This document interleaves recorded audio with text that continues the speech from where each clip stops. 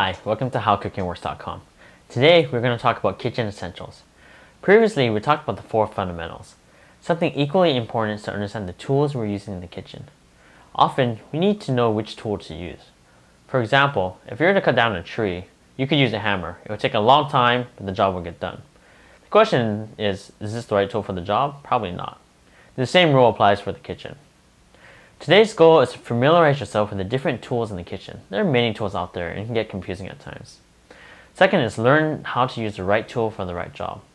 A caveat to this is, by the end of the video, if you felt that you haven't memorized the use of each of these tools, don't worry. Just go back to HowCookingWorks.com and read the reference. So here's an overview of today's video. We're going to talk about tools used for preparation, equipment used over heat, things used to hold food, miscellaneous utensils, and things that produce heat.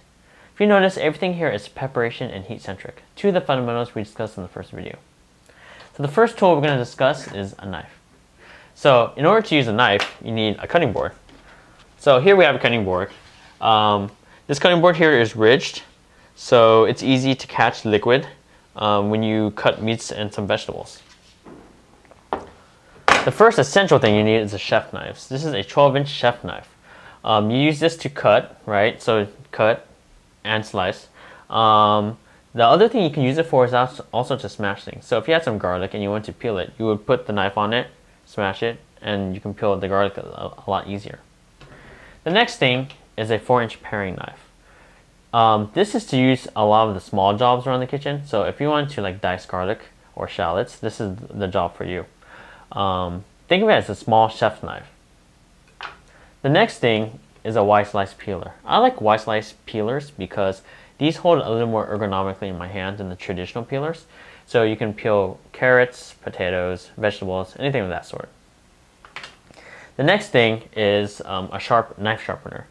Contrary to belief, dull knives are very dangerous in the kitchen because if you cut with a dull knife, sometimes the dull knife could slip and then go into your finger. So you want to make sure your knives are sharp. The next thing is a grater. So in this grater here, you use it to grate, again, vegetables, things of that sort. Next thing is a microplaner. So basically, this is a grater, but it grates into very small pieces. So often, like if I have some Parmesan cheeses, I would like to really use this. Here are 2 other things that I like to talk about, but you don't have to have in your kitchen. This is a boning knife. A boning knife is used if you have meat with bones and you want to take the bone out. The reason why this is easier than chef's knives is because it's a lot smaller. It can go around in the meat and around it. The next thing is a butcher knife. A butcher knife is used to help whack bones or separate really big meats. Most of the time, you're not going to really need it. A chef knife will do your job for most of the time. So now let's talk about appliances. Here we have a blender. So blenders are important because at times you want to puree sauces or sometimes make a smoothie even. These are very all-purpose. You can use it for hot or cold liquids. And sometimes even if you had a soup and you wanted to change consistency, you can use a blender. So the next thing is a food processor. Food processors are very useful if you want to dice or mince things up. So let's say you had a lot of onions and a lot of garlic and you didn't want to cut it all by hand, you can use this. This is a small one. This is a 3-cup one, and for most of the job, this is okay. Now, these are things that are also in the nice to have category. Here's a big food processor. It's the same exact thing, but there are times where I like grinding up my own meat, like white chicken breast or some sirloin beef. You need a bigger one to do the job. The last thing is a stick blender. So a stick blender here is what you can use is if you had a soup in the stock pot, you actually stick your stick blender in, turn it on, or if you had a sauce being made, you can stick this directly in. So this is more convenient at times where if you have something already on the stove, you don't have to put it in a blender. Alright, now we're going to talk about equipment used with heat. The first one is going to be a pot. So there are 2 types of pots, oven safe and non-oven safe. So this is a non-oven safe pot. This is a 4-quart stock pot. It's Teflon lined. So what's Teflon lined means it's non-stick, so I can stir fry things and then add liquid to it afterwards.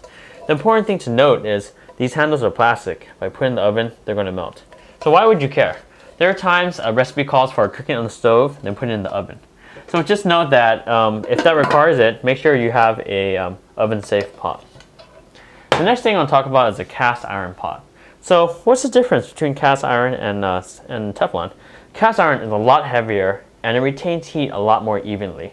So this is really good if you're making a stew or a braise. You would cook it first on top of the stove and then put it in the oven. The next type of pot is a really big pot. This is really a stock pot. This is a stainless steel one. This is only used for liquid. So you do not want to stir fry anything here, because if you stir fry it, it's going to stick to here. So what would you use this for? So if I had a whole chicken or had a lot of beef bones and I want to create a lot of stock, I would use this.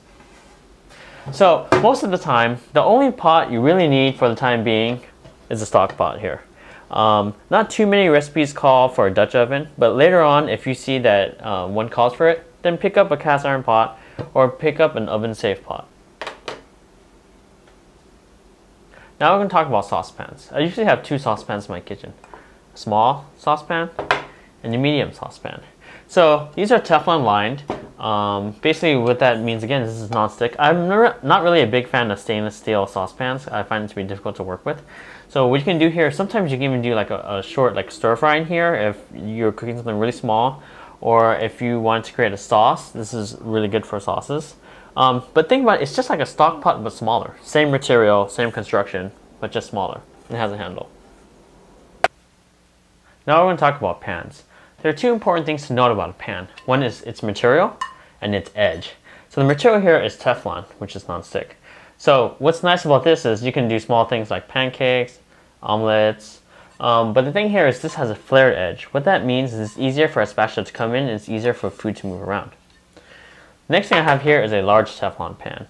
The interesting thing about this is I can fry or I can saute in here. So if you take a look at this, right, it's about 1.5 inches high. I can fill it with about 1/2 inch of oil or 3/4 inch of oil and fry something in here. Also can saute things as usual. The next thing here is a cast iron skillet. Cast iron things take a little bit more management, but what's really nice about it is it retains heat really well. So what this means is if you cook a steak, right, and I put a steak on a pan, what happens is the pan temperature drops. But for a cast iron skillet, it will retain its heat really well. So by the time you flip it, you're still going to get really nice sear in the steak.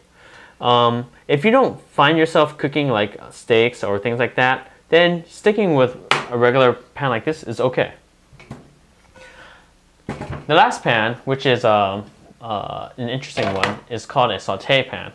This is a stainless steel saute pan, right? The material is stainless steel and the edge is 90 degree. Very important thing to note here, it's not a flared edge. So what happens in the stainless steel, if you look, it's a little dirty here, it's been used. When you cook meat on it, it's just not completely non-stick. So some of the meat is actually going to stick on the pan. So afterwards, you can add, after you cook the meat and you remove it, you add some onions or some wine, and then it peels off the brown bits. So what you're doing is you're cleaning the pan with those onions to take out those like sticky parts of meat, and you're creating a sauce out of it. That's called deglazing.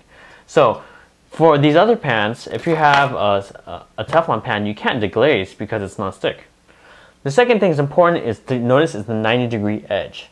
Because it's 90-degree edge, I can saute something in here, right? And I can add liquid, and I can cap it off. Now this becomes a braise. On the other pans, you notice you can't do it, right?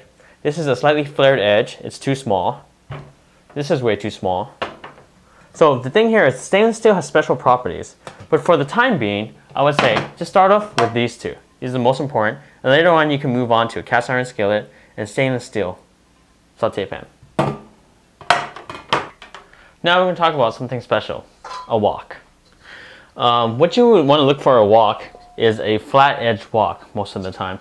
So if you have electric or even gas, what you want to make sure is the heat conducts well against this, right?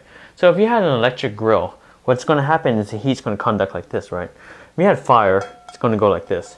So what I like is I like non-stick woks. I'm not a huge fan of the carbon steel because of the maintenance.